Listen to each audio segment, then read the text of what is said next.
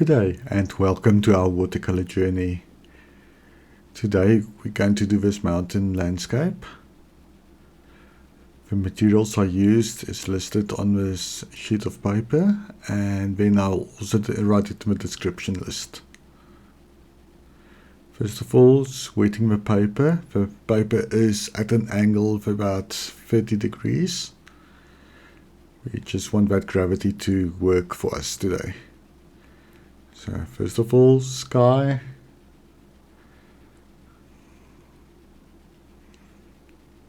And I'm blending those blues and the mix. And just bring a little bit of sunlight also into the painting. You can see with the angle, paint spreads beautifully on the paper. This is only our base layer, so we're just laying a foundation for what we want later on. We've got our sketch at the bottom, so then we'll work in with more detail later on.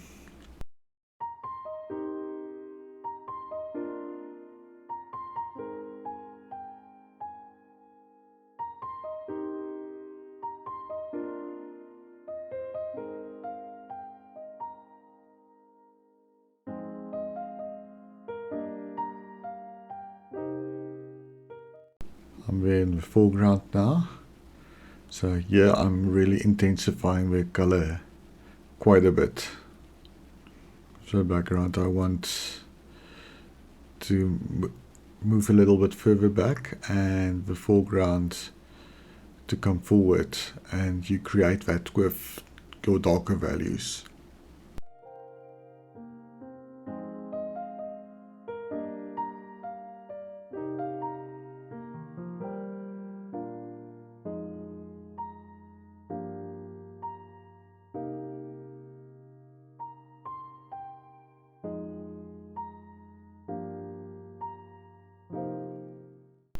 You can see there's a lot of pooling going on at the bottom of that sheet.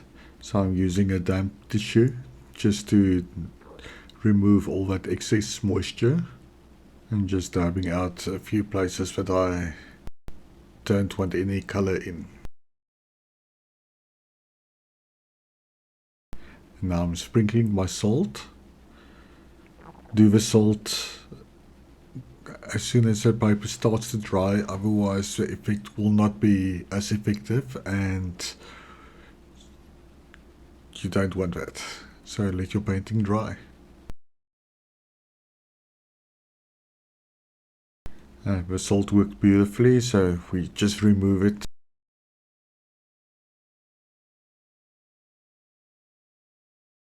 And I'm starting to develop those mountains.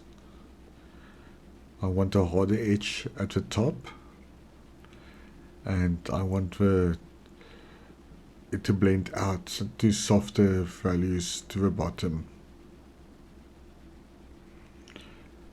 The color will basically be mostly at the top, and then just use a damp brush just to blend out the color to the bottom and that you don't create any hard edges. I am varying my colors and the values because I want interest in them, and you don't want everything to be consistently the same.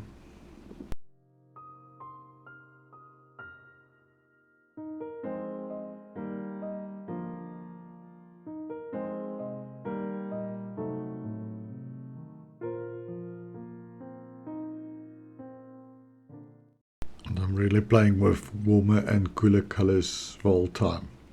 So you get areas that move to the back and areas that comes to the foreground.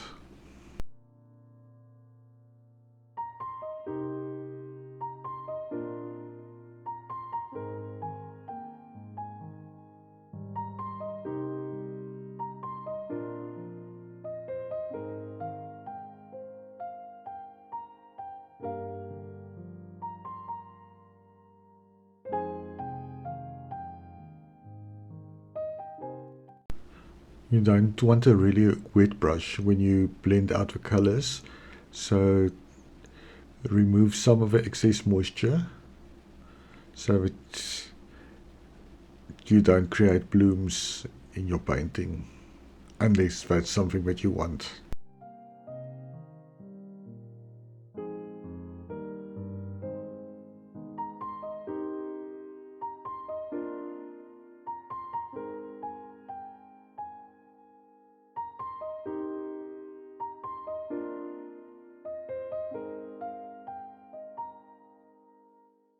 I'm just intensifying the color a little bit. The paper is moist now, so it will spread and create the effect that I want. If you see any odd edges that's forming, just take that damp brush again and just blend the color out so that it's nice and soft again.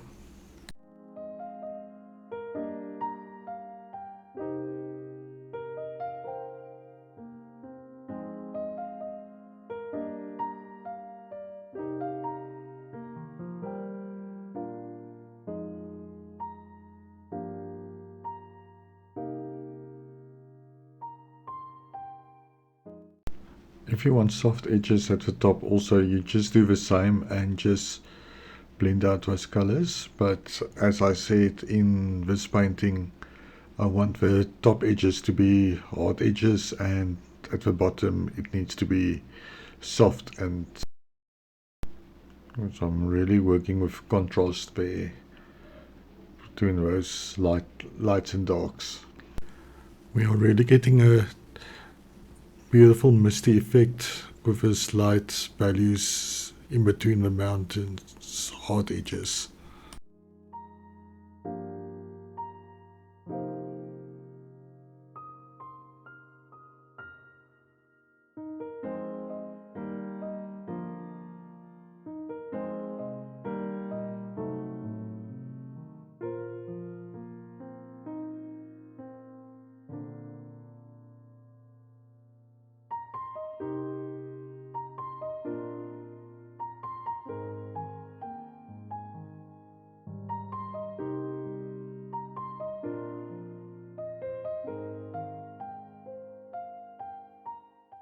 Now I'm just distinguishing the foreground from the mountains at the back.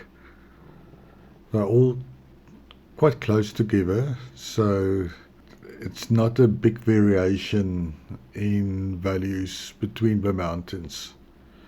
If you want them to spread out further into the distance, you just soften the top layer of mountains and intensify the bottom. It's just my foreground that I really want to intensify.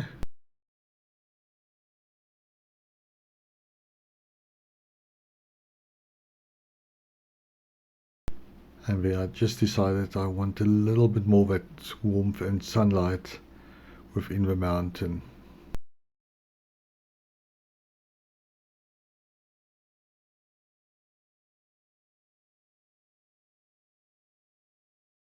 This is really a good exercise to with your colors and see how you can create hard edges and how to blend out edges so that they can be soft at the bottom.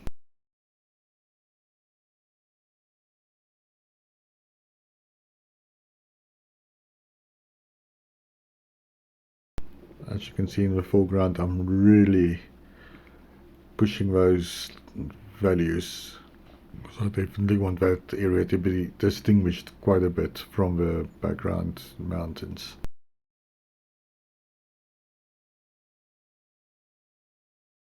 So let your painting dry again.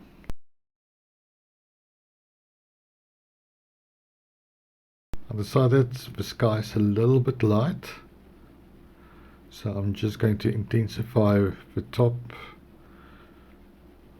of the sky a little bit, and the paper is still at an angle, so gravity can do its magic and just spread the paint out in a very natural way. Water and gravity is definitely a very useful tool in your watercolor painting.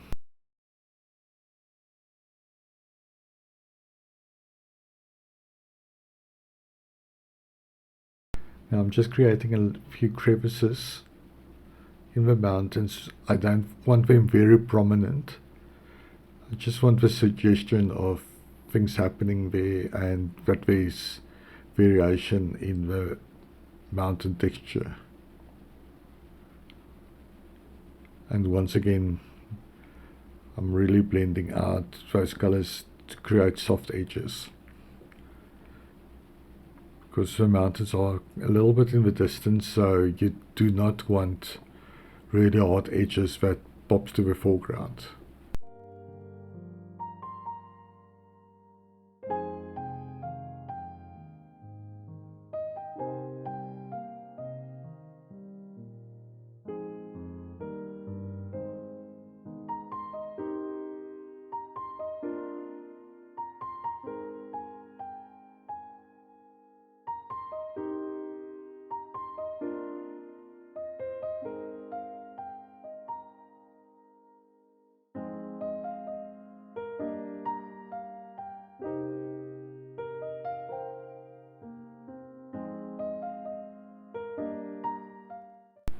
I'm just sculpting my mountains at the moment and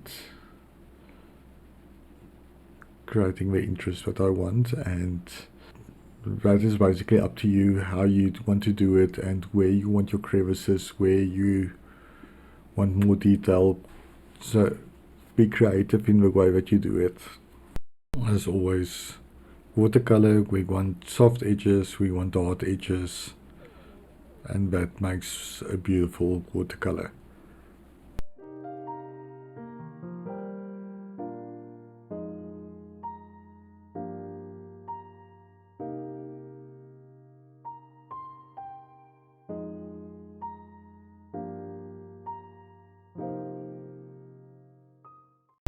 And definitely vary the shapes of the crevices so that you get a little bit more interest, because you don't want everything to look exactly the same, because I think nothing in nature looks precisely the same.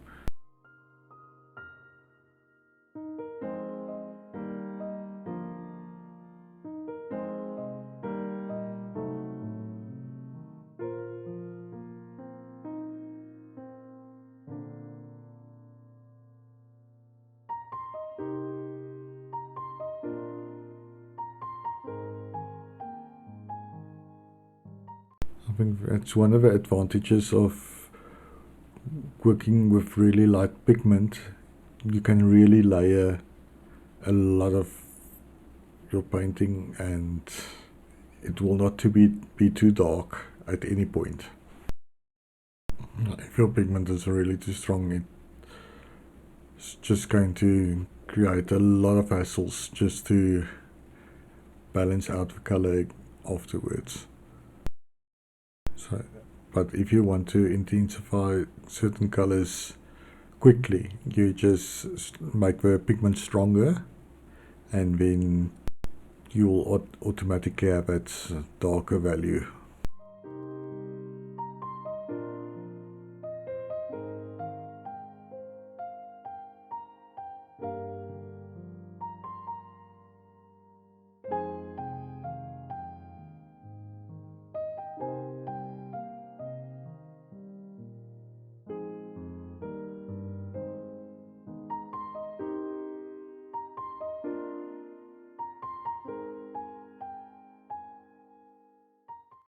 And remember, always let your painting dry between layers, that you do not muddy your colors.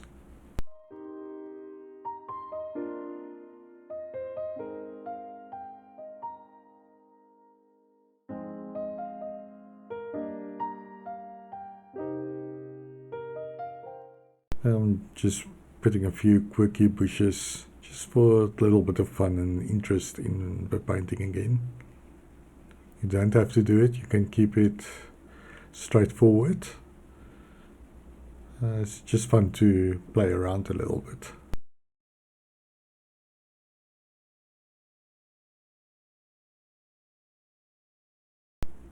Now I need to intensify the foreground a little bit more again, just to bring it more to the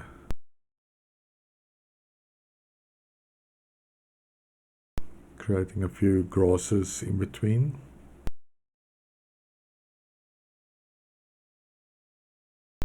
And splatting a little bit more paint for some texture.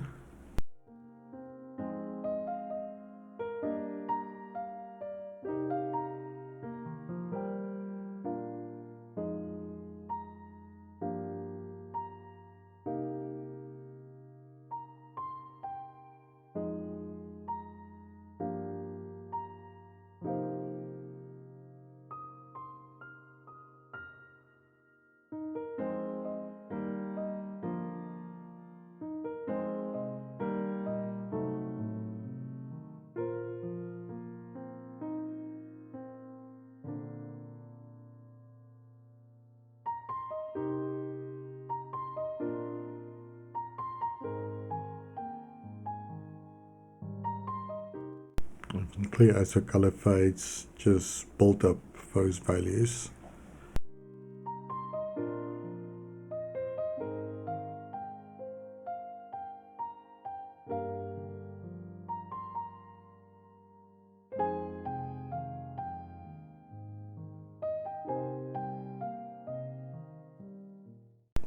And I'm darkening those grasses again. It will still fade back again, so we will go into them once more.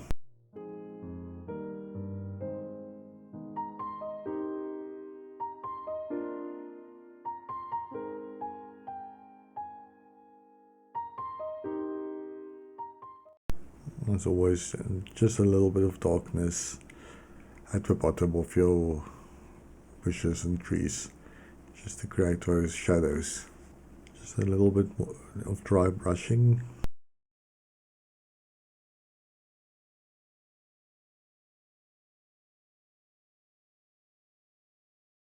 And let your painting dry again.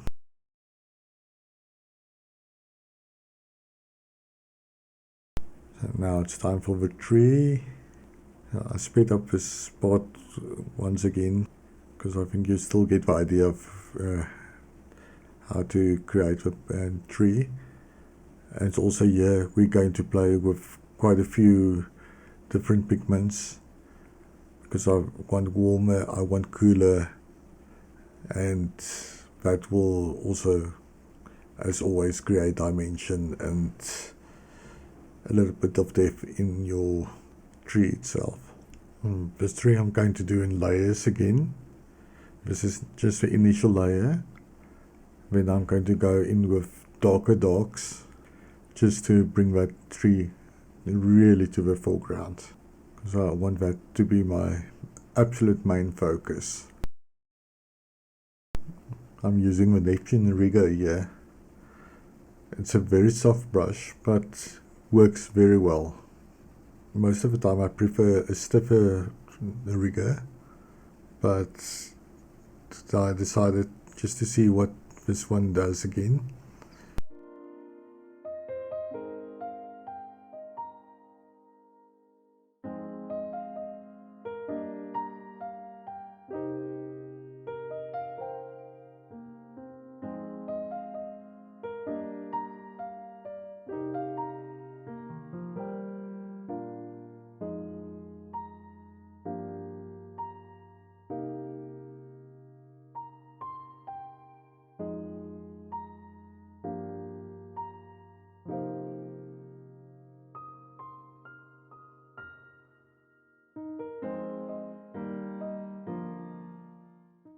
You can see I bring that reds in, the blues in.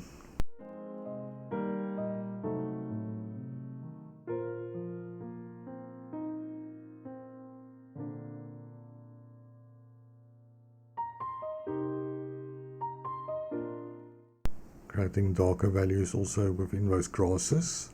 Then we really start to get a distinct foreground.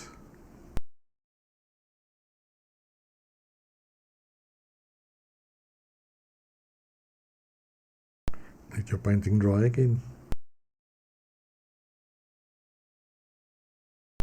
So now, this is the final layer.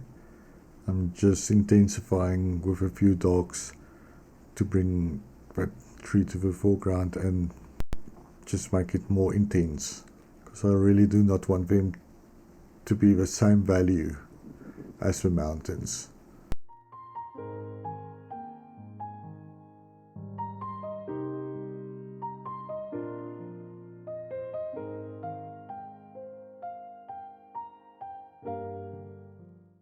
Now it can be much quicker just to add your lighter layers and make a stronger mix and go in with it directly, but for me personally, I just think I can create more interest in this way.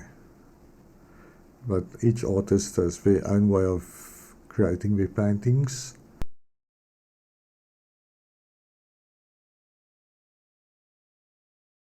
Signing it, but deciding just to add a few more darks. Always evaluate your painting and see what it still needs just to be final.